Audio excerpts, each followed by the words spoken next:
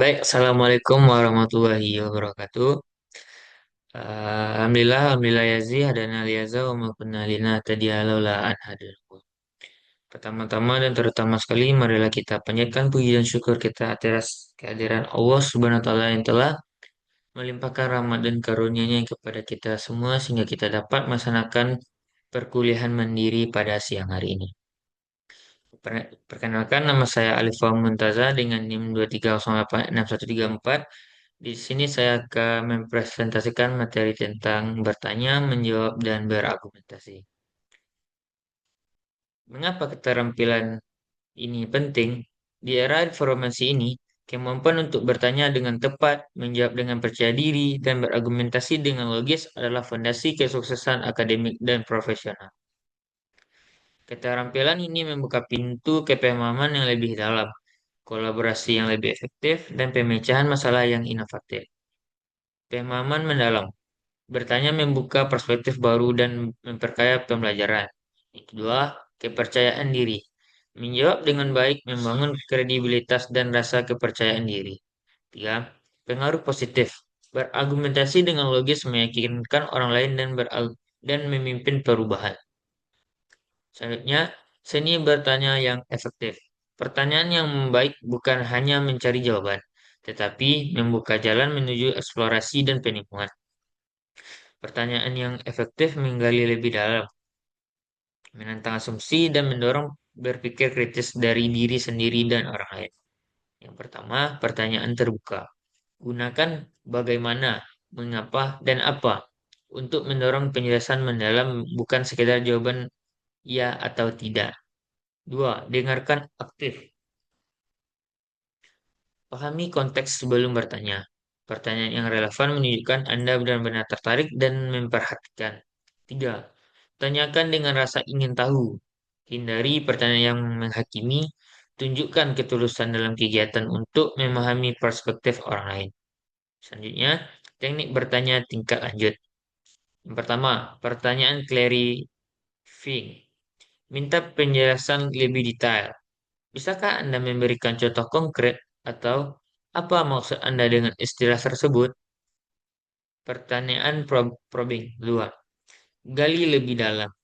Bagaimana Anda sampai pada kesimpulan itu? Atau apa asumsi yang mendasari pendapat Anda? Yang ketiga, pertanyaan hipotesis. Bangun skenario. Bagaimana jika situasinya berbeda untuk mengeksplorasi pemikiran kritis? Yang keempat, pertanyaan reflektif. Dorong introspeksi. Apa yang Anda pelajari dari pengalaman ini untuk memperdalam pemahaman? Menjawab dengan percaya diri dan jelas. Menjawab bukan hanya tentang memiliki informasi, melainkan menyampaikannya dengan struktur yang jelas, logika yang solid, dan keyakinan yang terpancar dari persiapan matang. Yang pertama, pahami pertanyaan. Ambil waktu untuk memahami apa yang ditanyakan sebelum terburu-buru menjawab. Jika perlu, minta klarifikasi. Dua, organisir pikiran Anda. Susun jawaban dengan logis, pembukaan, poin utama, penjelasan, dan kesimpulan yang kuat. Tiga, gunakan bukti dan contoh. Dukung jawaban dengan data, penelitian, atau contoh nyata yang relevan dan mudah dipahami. Empat, berbicara dengan jelas. Gunakan intonasi yang tepat, kecepatan yang sesuai, dan bahasa tubuh yang percaya diri tanpa terkesan arogan. Strategis menjawab pertanyaan sulit. Yang pertama, jika tidak tahu jawabannya, jujur dan terbuka tentang ketidaktahuan Anda. Yang kedua, tawarkan untuk mencari informasi dan kembali dengan jawaban. Yang ketiga, tunjukkan kemauan untuk belajar dan berkembang. Yang kedua, jika pertanyaannya ambigu. Yang pertama, minta klarifikasi dengan sopan. Yang kedua, interpretasikan sesuai pemahaman Anda. Tiga, jelaskan asumsi yang Anda buat dalam menjawab. Keterbukaan, kerendahan hati, dan kemauan untuk belajar adalah kunci dalam menghadapi tantangan komunikasi. Selanjutnya, fondasi berargumentasi logis.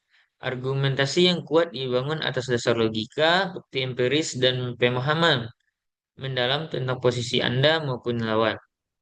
Tujuannya bukan menang, melainkan menemukan kebenaran bersama. Yang pertama, kesimpulan. Klaim utama yang ingin Anda buktikan. Yang kedua, premis utama. Argumen logis yang mendukung kesimpulan. Yang ketiga, bukti dan data. Fakta, penelitian, dan contoh konkret yang dapat diverifikasi. Empat, penelitian dan pemahaman. Pengetahuan mendalam tentang topik dan sudut pandang orang lain. Selanjutnya, teknik berargumentasi efektif. Etos. Yang pertama itu etos. Bangun kredibilitas dan kepercayaan melalui pengetahuan, pengalaman, dan integritas. Yang kedua, logos. Gunakan logika, data, dan alasan yang kuat untuk mendukung argumen Anda. Ketiga, patos. Sentuh emosi audiens dengan cerita dan contoh yang relevan dan bermakna. Kombinasi dari ketiga pilar ini menciptakan argumen yang persuasif, autentik, dan mampu mengubah perspektif. Selanjutnya, menghindari kesalahan umum dalam berargumentasi. Yang pertama itu ad hominem. Jangan menyerang pribadi lawan. Fokus pada ide, bukan pada siapa yang mengungkapkannya. Yang kedua, generalisasi berlebihan. Maksudnya itu menghindari kesimpulan yang terlalu luas dari bukti terbatas. Nuansa dan konteks sangat penting. Ketiga, strawman fallacy. Maksudnya jangan mengubah argumen lawan menjadi versi yang lebih lemah. Hadapi argumen terkuat mereka. Yang keempat, circular reasoning. Jangan menggunakan kesimpulan sebagai bukti untuk kesimpulan itu sendiri. Bangun logika yang linear. Kesimpulannya, keterampilan untuk masa depan. Menjawab. Yang pertama menjawab. Mengkomunikasikan ide dengan jelas, percaya diri, dan didukung oleh pengetahuan solid. Yang kedua, berargumentasi. Membangun koneksi logis. Membangun koneksi logis yang kuat dan persuasif untuk mempengaruhi pemikiran positif. Yang ketiga, bertanya. Membuka peluang dan memperdalam pemahaman melalui rasa ingin tahu yang lulus. Baik, sekian materi yang dapat saya presentasikan pada hari ini.